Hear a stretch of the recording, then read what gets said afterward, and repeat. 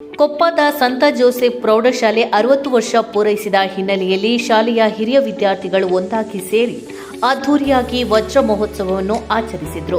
ಕಾರ್ಯಕ್ರಮದ ಉದ್ಘಾಟನೆಯನ್ನು ಕರ್ನಾಟಕ ಸರ್ಕಾರ ಶಾಲಾ ಶಿಕ್ಷಣ ಮತ್ತು ಸಾಕ್ಷರತಾ ಇಲಾಖೆ ಸಚಿವರಾದ ಸನ್ಮಾನ್ಯ ಶ್ರೀ ಎಸ್ ಮಧುಬಂಗಾರಪ್ಪರವರು ನೆರವೇರಿಸಿಕೊಟ್ಟಿದ್ದು, ಬಯಲು ರಂಗಮಂದಿರದ ಶಂಕುಸ್ಥಾಪನೆಯನ್ನು ಶೃಂಗೇರಿ ವಿಧಾನಸಭಾ ಕ್ಷೇತ್ರದ ಶಾಸಕರಾದ ಶ್ರೀಯುತ ಟಿಡಿ ರಾಜೇಗೌಡರವರು ನೆರವೇರಿಸಿದರು.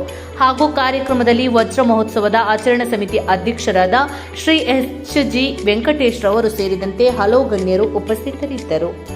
ಈ ಕಾರ್ಯಕ್ರಮಕ್ಕೆ ಅತಿಥಿಯಾಗಿ ಆಗಮಿಸಿದ ಅಮ್ಮ ಫೌಂಡೇಶನ್ ಸಂಸ್ಥಾಪಕ ಅಧ್ಯಕ್ಷರು ಹಾಗೂ ಜೆಡಿಎಸ್ ರಾಜ್ಯ ಉಪಾಧ್ಯಕ್ಷರು ಆದ ಶ್ರೀಯುತ ಸುಧಾಕರ್ ಎಸ್ ಶೆಟ್ಟಿಯವರು ಕಾರ್ಯಕ್ರಮವನ್ನು ಉದ್ದೇಶಿಸಿ ಮಾತನಾಡುತ್ತಾ, ಮಲೆನಾಡಿನ ಹೆಮ್ಮೆಯ ನೆಲವಾದ ಶೃಂಗೇರಿ ಕ್ಷೇತ್ರದ ಶಾಲೆಗಳ ಸ್ಥಿತಿ ಈಗ ಗಂಭೀರವಾಗಿದೆ.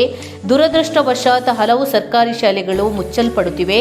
ಇದಕ್ಕೆ ಮುಖ್ಯ ಕಾರಣ ಮೂಲಭೂತ ಸೌಕರ್ಯದ ಕೊರತೆ, ಶಿಕ್ಷಕರ ಕೊರತೆ, ಆರ್ಥಿಕವಾಗಿ ಹಿಂದುಳಿದ ಕುಟುಂಬಗಳ ಮಕ್ಕಳಿಗೆ ಅಗತ್ಯ ಬೆಂಬಲದ ಅಭಾವ ಎಂದರು. ಸಂತ ಜೋಸೆಫ್ ಶಾಲೆಯ ಹಿರಿಯ ವಿದ್ಯಾರ್ಥಿಗಳ ಸಂಘಟನೆಯನ್ನು ನೋಡಿದಾಗ ರಾಜ್ಯದ ಮೂಲೆ ಮೂಲೆಗಳಲ್ಲಿ ಬೆಳೆದಿರುವ ನಮ್ಮ ಜನ ಉದ್ಯಮಿಗಳು, ವೃತ್ತಿಪರರು ಈ ಭಾಗದ ಮೇಲಿನ ಪ್ರೀತಿ ಮತ್ತು ಕಾಳಜಿ ಇನ್ನು ಜೀವಂತವಾಗಿರುವುದು ಕಂಡುಬರುತ್ತದೆ.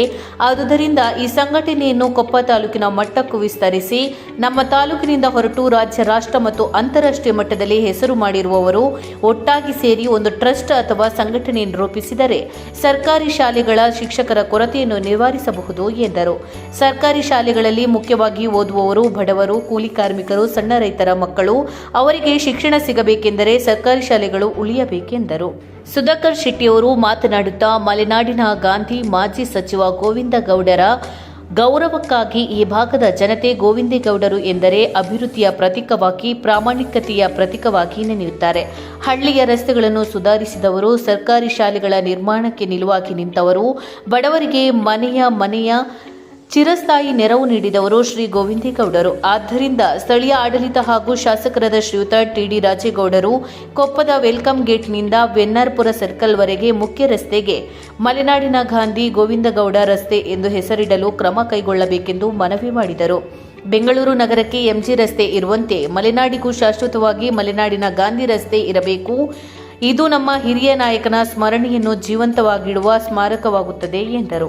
ಯಾರು ಊರಿನಲ್ಲಿ, ರಾಜ್ಯದಲ್ಲಿ, ದೇಶ ವಿದೇಶಗಳಲ್ಲಿ ಸಾಧನೆ ಮಾಡಿದ್ದಾರೋ ಅವರು ಒಂದು ಸರ್ಕಾರಿ ಶಾಲೆಯನ್ನು ದತ್ತು ತೆಗೆದುಕೊಂಡರೂ ಸರ್ಕಾರಿ ಶಾಲೆಗಳು ಉಳಿಯುತ್ತವೆ ಎಂದರು. ನಾನು ಶೃಂಗೇರಿ ಪ್ರದೇಶದಲ್ಲಿ ಅಮ್ಮ ಫೌಂಡೇಶನ್ ಮೂಲಕ ಅನೇಕ ಶಾಲೆಗಳಿಗೆ ಶಿಕ್ಷಕರನ್ನು, ವಿದ್ಯಾರ್ಥಿಗಳಿಗೆ ಪರಿಕರಗಳನ್ನು ಒದಗಿಸಿದ್ದೇನೆ. ಇದು ನನಗೆ ಹೆಮ್ಮೆಯ ಸಂಗತಿ ಎಂದರು. ಸಂತ ಜೋಸೆಫ್ ಶಾಲೆಯ 60ನೇ ವರ್ಷದ ಸಂಭ್ರಮ, ನಿಮ್ಮ ಒಗ್ಗಟ್ಟು, ಸೇವಾಭಾವ, ಕಾಳಜಿ ಈ ಭಾಗದ ಶಿಕ್ಷಣಕ್ಕೆ ಹೊಸ ಬೆಳಕು ನೀಡಲೆಂದು ಶುಭ ಹಾರೈಸಿದರು.